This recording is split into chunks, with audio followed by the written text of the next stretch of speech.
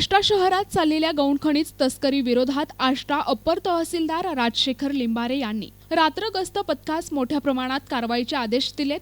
त्यानुसार काल रात्री एकावर कारवाई करण्यात आली आहे। अप्पर तहसील कार्यालयीन परिसरात पथक गस्त घालत असताना रात्री 2 वाजेच्या सुमारास मालवाहतूक करणारा मुरमाने भरलेला डंपर आढळून आला। त्याचा पथकाने पाठलाग केला असता तो आष्टा येथील दत्त मंदिराजवळ टायर फुटल्याने थांबला होता। यातील मुरुम दगडाबाबत कायदेशीर चौकशी केली असता तो अवैध असल्याचे निदर्शनास आले। त्यामुळे जागेवरच मुरुम दगड खाली करून तो डंपर आष्टा पोलीस ठाण्याच्या आवारात लावण्यात आला असून सकाळी दुसऱ्या डंपरला पाचारण करून मुरुम तहसील कार्यालयात नेऊन पंचनामा करण्याचे काम सुरू आहे। हा डंपर आष्टा शहरातील एका नेत्याचा असल्याचे समजले आहे।